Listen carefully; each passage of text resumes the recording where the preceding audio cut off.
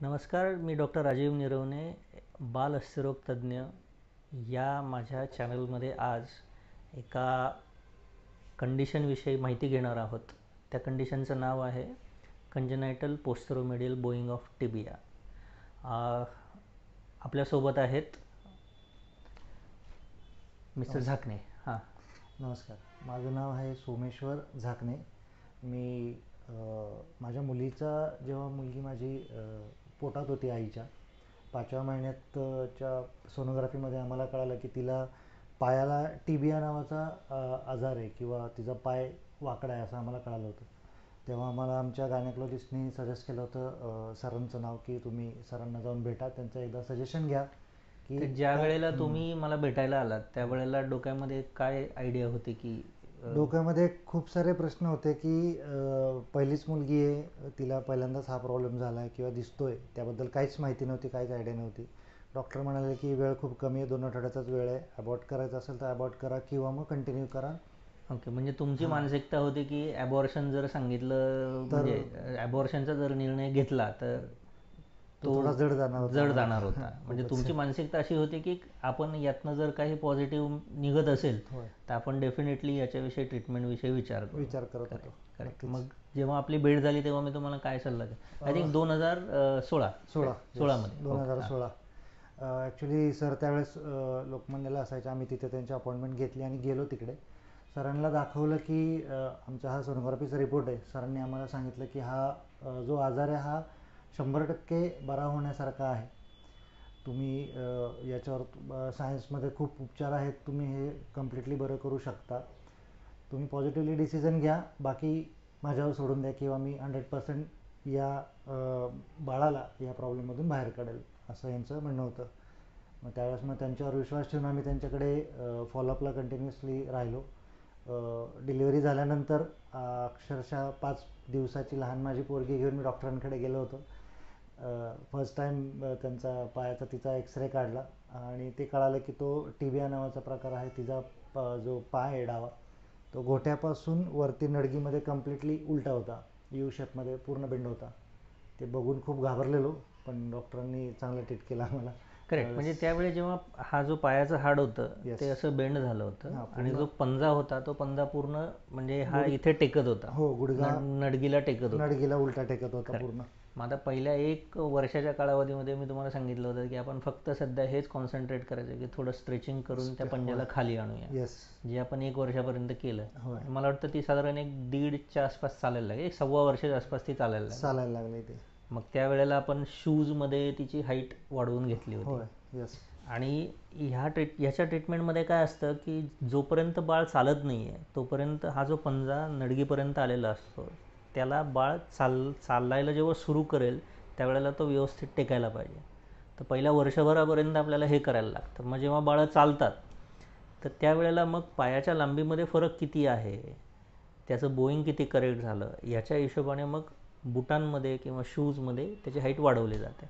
आणि मला वाटतं हे आपण साधारण एक ॲव्हरेज 5 ते 6 वर्षापर्यंत तिला येस. हे करवलं होतं. एक 6 ते 7 वर्षापर्यंत तिचं शूजचं जे हाईट आहे डाव्या पायाचं, ते जसं बोन तयार होईल किंवा जसं ते लांबी वाढेल तसं ते त्याची हाईट कमी जास्त वगैरे करून आपण त्याला शूरेज वापरलेलं तिला. करेक्ट. सो म्हणजे जेव्हा साधारण ती एक 6-7 वर्षाची झाली तोपर्यंत पायाच्या वाकडेपणामध्ये इम्प्रूव्हमेंट झाली बऱ्यापैकी, पण लेंथमध्ये नव्हती झाली. हाईट वाढत नव्हती. हाईट पण नव्हती वाढली. जो बाक आलेला होता हाडाला तो सरळ होत गेला होता, पण जो हाईट मॅच करायची होती ती होत नव्हती किंवा ते हाड वाढत नव्हतं तेवढ्या प्रमाणात.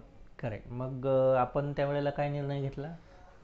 त्याच्यानंतर एक 7 ते 8 वर्षाची ती झाल्यानंतर तुम्ही सांगितलं की त्याला एक ऑपरेशन आहे, ते बोन लेंथनिंगचं एक ऑपरेशन असतं, ते तुम्ही सजेस्ट केलं.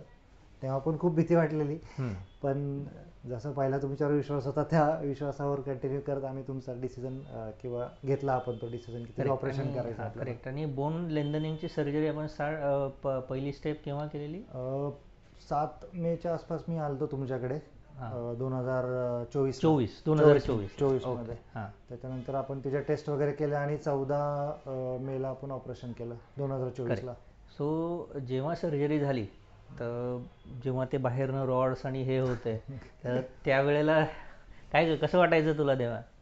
घाबरायची तू खूप घाबरायचं. सुरुवातीला? हो. बरं, मग नंतर दुखणं कमी झालं का? हा. आणि भीती कमी झाली का? हो. मग तू काय करायची? त्याचे पप्पांना सांगायची का की कसे आटे फिरवायचे? हो. तूच सांगायची की तू करायची? सांगायचं. तूच सांगायची. ते करताना दुखत होतं का पण? थोडंसं. थोडंसं, म्हणजे तुला ते सहन व्हायचं ना? हा. हां, आणि तू चालू फिरू शकायची ना ते हो. ते केल्यानंतर? हम्म. करेक्ट. मग आपण साधारण मला वाटतं त्यावेळेला डिफरन्स किती होता? 40 mm चा 40 डिफरन्स mm, होता. म्हणजे अराउंड 4 सेंटीमीटरचं तिचं लेंथ आपण वाढवलं. वाढवली. करेक्ट. आणि लेंथ वाढवल्यानंतर मग जेव्हा आपल्याला लक्षात आलं की आता ॲडिक्वेट लेंथ आलेली आहे, आपण ते फिक्सेटर जे असते ते काढून टाकलं, मग प्लास्टर दिलं. प्लास्टरमध्ये हाड मजबूत करून जोपर्यंत मजबूत होईल. करून घेतलं त्यावेळेस आपण. करेक्ट. आणि मग आता जेव्हा ती उभी राहते आणि चालते, तर तुम्हाला 2016ची छोटी आणि आता 2025ची मोठी. नाही, खूप फरक आहे. म्हणजे बऱ्याचदा मी ऑपरेशनच्या पिरियडमध्ये खूप भाविक झालो होतो की बाबा माझी मुलगी नीट होईल का नाही किंवा काय.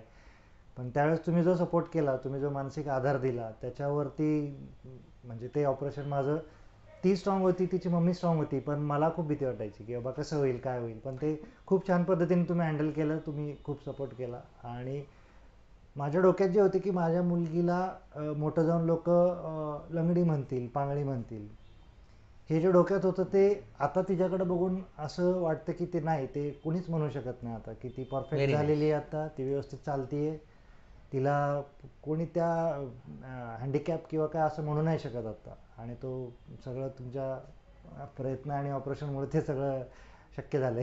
नाही, याच्यामध्ये ना ॲक्च्युली जसं तुम्ही म्हटलं की भीती ही नॅचरली असते, पण हिच्या केसमध्ये उलटं होतं. म्हणजे नॉर्मली आई घाबरते, पेशंट घाबरतो आणि बाबा स्ट्रॉंग असतात. इथं उलटं होतं. नाही, पण छान. म्हणजे तिने थ्रूआउट ट्रीटमेंट ती पण छान पॉझिटिव्ह होती. सी, याच्यामध्ये शेवटी काय लागतं, शेवटी पेशंट्सची मानसिकता फार महत्त्वाची असते की जो आपण निर्णय घेतला आहे त्या निर्णयाचा एंड रिझल्ट जोपर्यंत भेटत नाही तोपर्यंत तो आपण जो डेस्टिनेशन आहे तिथे पोहोचेपर्यंत भरकटायचं नसतं. सो आय थिंक छान, तू मस्त केलंस सगळं. आता शाळेत जायला सुट्ट्या कधी संपतात तुझ्या? 2 जूनला शाळेत जायचं आता? नक्की? कुठल्या स्टँडर्डला जाणार? 4th. ओके. मग आता तू तिकडे बघून सांग, म्हणून घाबरायचं नाही ऑपरेशनला, म्हणून माझ्यासारखं स्ट्रॉंग राहायचं. सांग की. बोल. अरे काय लाजते? एवढं मोठं ऑपरेशन फेस केलं तू आणि एवढंसं बोलायला लाजते. तुझ्यासारखे दुसरे पेशंट असतात ना, छोटी बाळं, त्यांना सांगायचं की काही होत नाही. ठीक आहे, चालेल. Okay, thank you very much. Thank you.